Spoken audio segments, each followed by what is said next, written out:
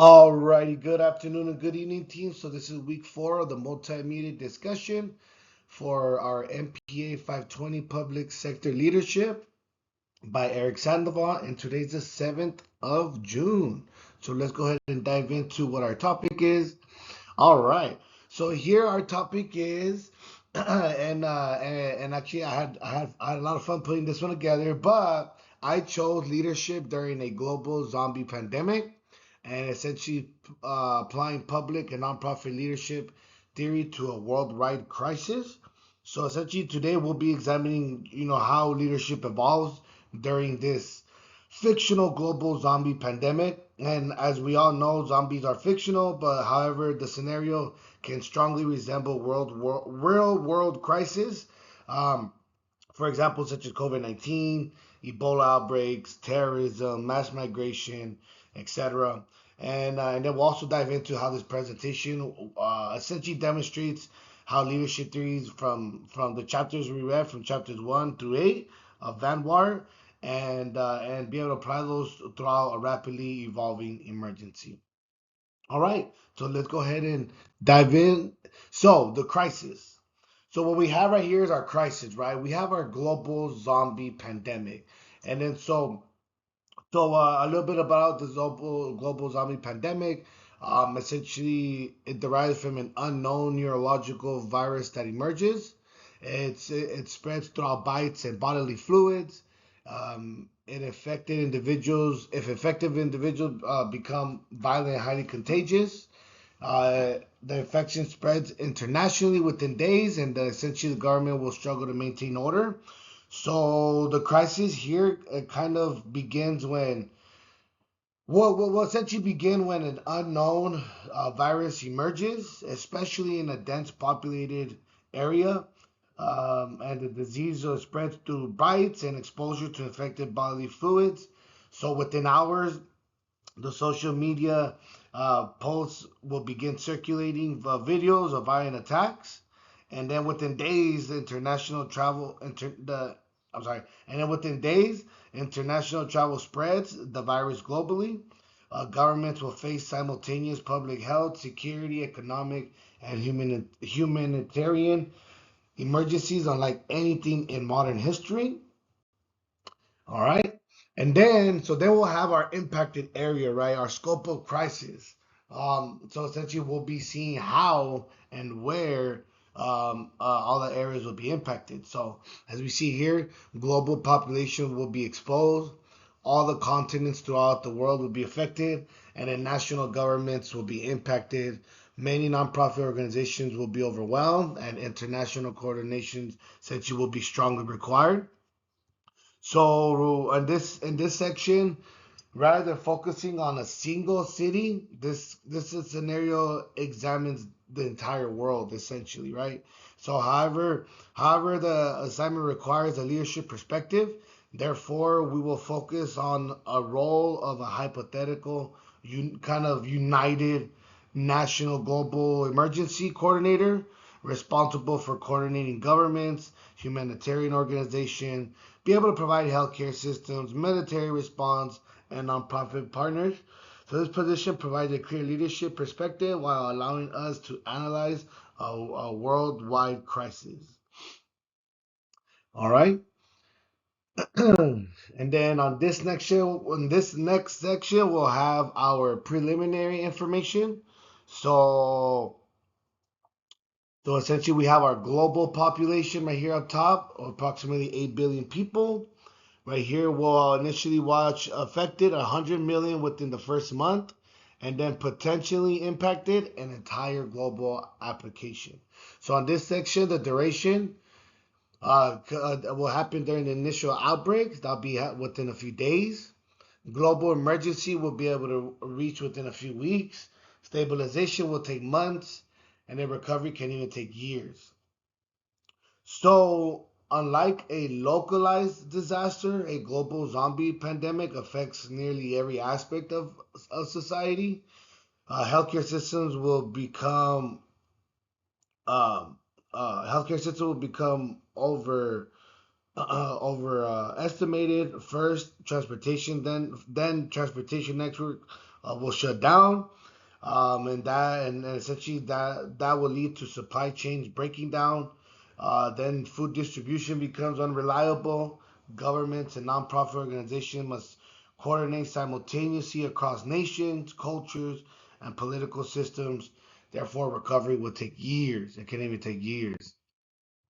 So, so this little section will have our little timeline overview, and then I include a little Call of Duty Zombies because I am a Zombies fan, and I play lots of Call of Duty, so don't mind me. But essentially, our timeline overview will go from 3 minutes within 3 hours to 3 days to 3 weeks, and then finally 3 months. So, as we know, and as we understand, as the crisis evolves, leadership requirement also changes. So the first minutes will require rapid decision making. Hours later, communication becomes critical. Days later, international coordination dominates. Weeks later, leaders focus on maintaining societal functions. Months later, attention shifts towards rebuilding institutions and communities. So let's go ahead and dive into the first 3 minutes. So within our first 3 minute mark, so within our first 3 minute mark, for example, the leader in this situation will have our hospital emergency department director. We'll have our first situation, right? So our first situation will include our first unusual attack arrives. The cause will be unknown. Many of the medical staff will be severely confused, and immediate containment decisions will be required. So at the 3 minute mark, leadership begins locally at the local level. A hospital emergency department director notices an unusual patient behavior and rapidly escalating violence. Information is scarce and uncertainty is extreme. The leader must take immediate decisions that may determine whether the outbreak remains contained or spreads further, right? So we got to be mindful. After our 3 minute mark, we're stepping into our 3 hours. So in our 3 hours, we're gonna say example a mayor of a major metropolitan city. So we're gonna have multiple attacks being reported. We're gonna realize that our emergency services are being overwhelmed, and then also our social media panic is gonna spread. Our social media panic will be spreading, and public safety concerns are strongly escalating. So within the 3 hours, the local government becomes involved. The mayor must coordinate police, fire, healthcare, and emergency management resources. Information remains incomplete, yet public demand for answers grows rapidly. Communication becomes a central leadership challenge, essentially. And then for 3 days, as we see, we have a little bit of our list here. But essentially, in our 3 days mark into the crisis, the government realizes the outbreak is not isolated. National leaders must coordinate large scale responses, allocate scarce resources, and communicate difficult decisions. And then essentially the public's trust becomes increasingly important and in this phase. Okay? And then we have our 3 weeks later mark. Okay? And then within our 3 weeks, I'm sorry. And then within our 3 week mark, we'll notice that the situation will now be a worldwide infection zones. We'll have refugee movements, supply chains will have collapsed, and the humanitarian crisis is just continuously and strongly expanding.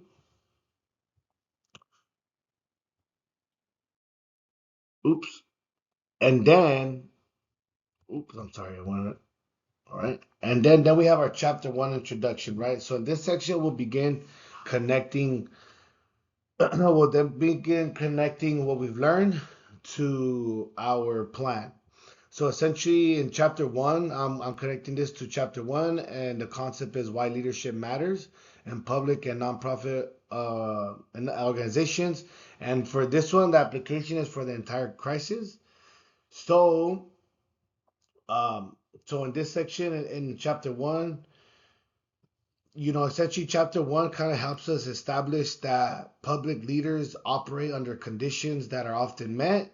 That are often more complex than private sector leaders because they must balance public accountability, stakeholder demands, legal constraints, and also limited resources. A global zombie pandemic demonstrates these challenges perfectly. Leaders must take lives. Leaders must protect, sorry, not take. Leaders must protect lives while maintaining legitimacy, public trust, and cooperation across governments and nonprofit organizations. Okay? And then our chapter two, our concept is leadership styles, and this can be applied in the 3 hours, in the 3 hour section. So in this part, for example, Van Water emphasizes that effective leaders do not use one style all the time, but they adapt their styles to the situation. The first few hours of the outbreak require rapid decisions, but longer term response requires collaboration. That's what we want to be mindful of. And then we have our early management trait, stratified system, and transactional theories. So this we want to apply in our 3 days. We have our examples right here, curfews, emergency assignments, but essentially transactional leadership will focus on structure, expectations, accountability, and performance. So during a rapidly spreading outbreak, clear chains of commands become essential and crucial for maintaining and coordinating for millions of people, okay? And then we have our chapter four. So our concept here would be transformational leadership, and this is applied in the 3 days. So, and for example, our national leader addresses the public and inspires cooperation despite the fear and uncertainty. So here, transformational leaders motivate people to pursue collective goals rather than individual interests. Citizens may need to accept restrictions, volunteer, conserve resources, and support vulnerable populations. This requires inspiration rather than simply issuing orders. And then we have our chapter five. So this is distributed approaches to leadership. So this will be in our 3 week section, and this will be our shared leadership. And then we have our chapter six. Uh, this is our ethical decision making, and we are applying this for 3 days and 3 weeks. So an example is kind of like who receives the services, right? So that'll be limited vaccines, shelter access, medical treatment, evacuation opportunities. But essentially, every major city eventually becomes an ethical challenge. Leaders must balance competing needs while preserving fairness and public trust. Ethical leadership is particularly important when resources are insufficient for everyone. And then our chapter seven is the defining feature of a zombie pandemic is uncertainty. Leaders cannot simply follow a fixed plan. They must continuously learn, adjust strategies, and respond to changing circumstances. Adaptive leadership becomes one of the most important leaderships across approaches throughout any crisis. And then lastly, we have our chapter eight, competency based leadership. And this we can apply during our 3 months. So this could be, for example, some of the key competencies could be collaboration, communication, emotional intelligence, strategic thinking. So recovery requires a different set of leadership skills and emergency response. After the 3 month mark, leaders must rebuild communities, restore confidence, and prepare for future threats.